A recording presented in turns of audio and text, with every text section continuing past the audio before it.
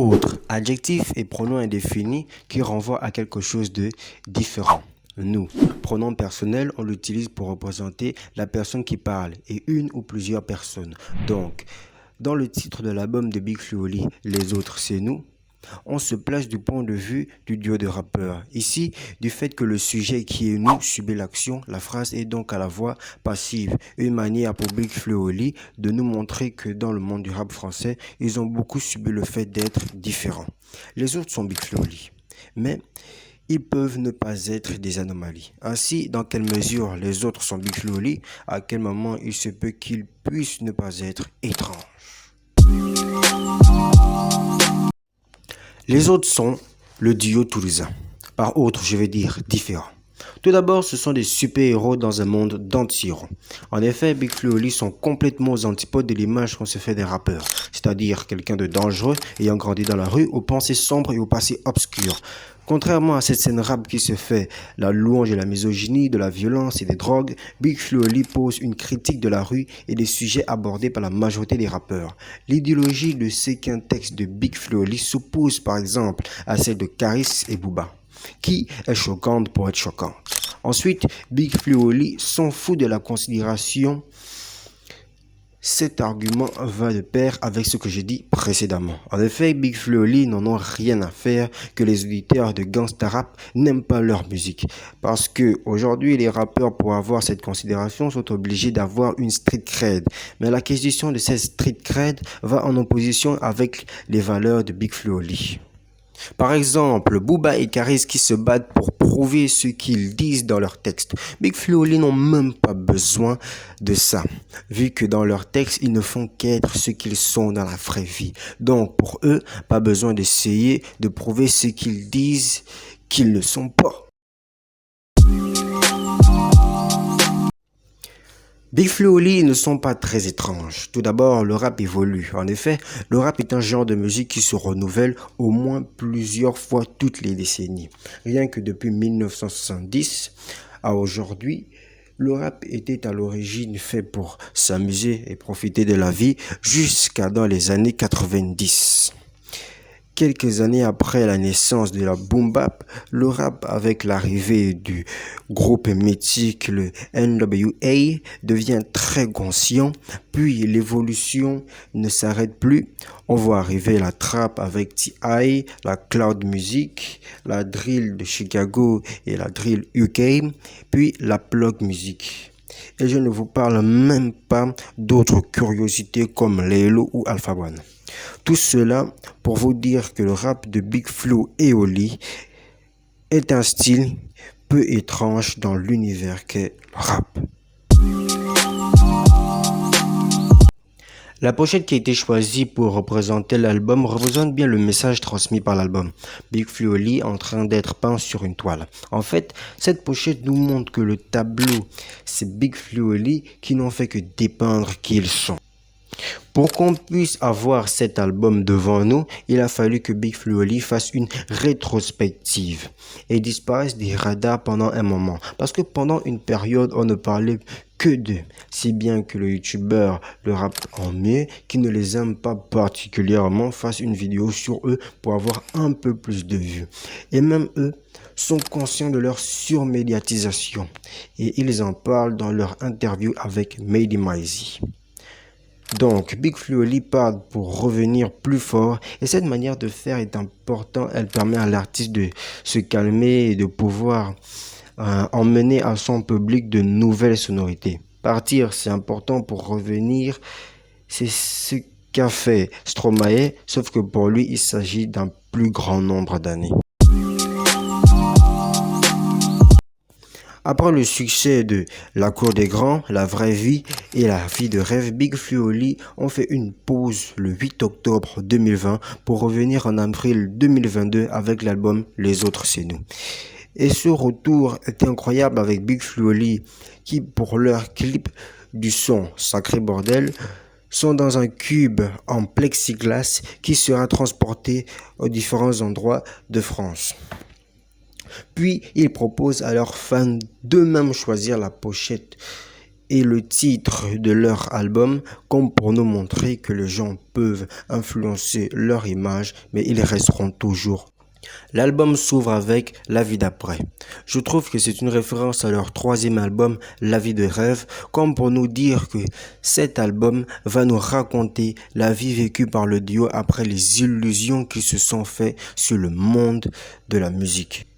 Et ça, c'est une illusion qui conduit à la tristesse qu'on retrouve aussi chez Damso, dans l'album Ipséité avec le son Qui es-tu?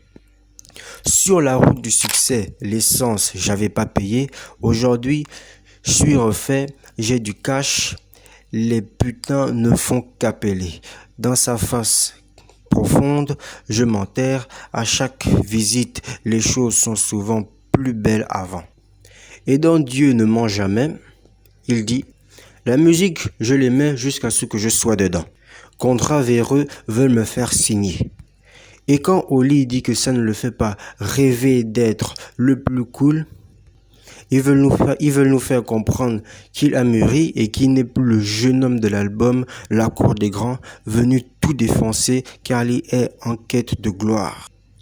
Et par l'exemple qu'il a pris sur les mecs les plus cool de son lycée qui se sont plongés dans la foule, il veut nous faire comprendre que ça ne sert à rien de vouloir devenir plus célèbre si c'est pas pour marquer les esprits et marquer l'histoire.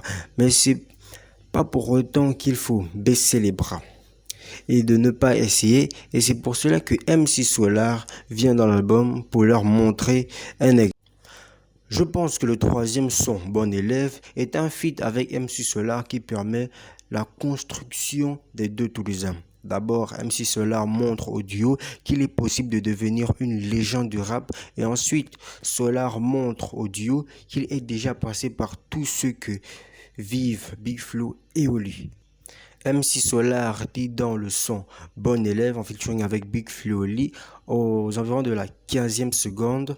Flash photo, tu signes autographe et contrat. Maman, je suis une star, pardon si je ne réponds pas. Donc, le succès fulgurant, l'ego, lui, il a déjà vécu ça à son époque. Mais il les met en alerte parce que l'orgueil précède toujours la chute. À la 23e seconde, MC Solar dit flash, photo, autographe et puis crash. Et quand il dit plus tard, tout le monde te lâche, oui, le monde peut être trash. Il faut voir ça comme un conseil. Les mots contrat, cash et trash ne sont pas mis par hasard. C'est pour nous dire que les artistes dans l'industrie de la musique sont là pour faire de l'argent. Et quand ça ne marche plus comme avant, tout le monde te lâche. Parce que le monde de la musique est comme la vraie vie. Normalement, un artiste est là pour faire de l'art et se concentrer sur l'élaboration de son œuvre.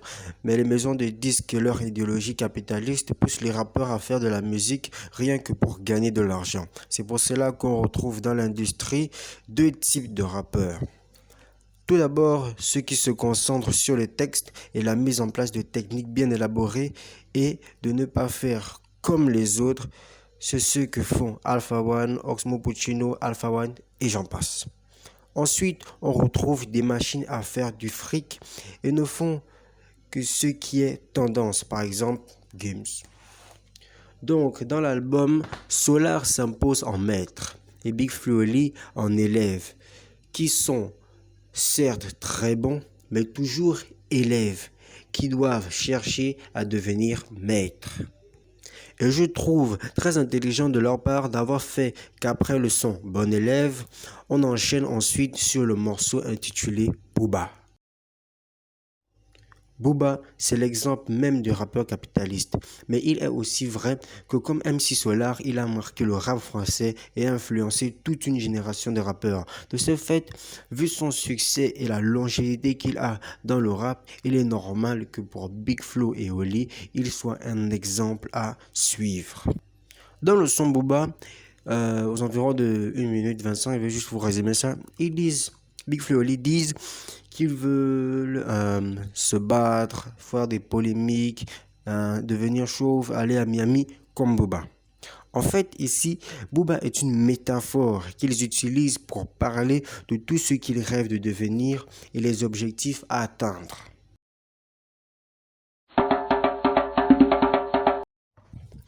L'album a des sonorités variées, que ce soit avec l'apport de Taïk, de Leto, de Julien Doré et de Francis Cabrel. Ils enrichissent Big Flo et Oli. Ça fait plaisir de voir MC Solar rapper avec des jeunes qu'il a influencés et de voir Val rapper avec eux, surtout quand on voit le même qui circule sur Internet, celui où il dit « il n'y a pas de rap sans vulgarité », sinon c'est Big Flo et Oli. C'est triste que malgré le grand retour d'Orelsan quelques mois auparavant avec l'album Civilisation, on ne voit pas un feat avec eux. Malgré tout ça, Big Flo et Oli restent les seuls capables de réunir dans un seul album Francis Cabrel, Leto et Vald. Et ça, c'est à féliciter. Dans cet album, Big Flo et Oli ont compris qu'ils sont différents parce qu'ils sont eux-mêmes et que c'est ça qui fait leur. Merci d'avoir regardé cette vidéo et n'oubliez pas de vous abonner pour ne manquer aucune vidéo. A plus, les humains.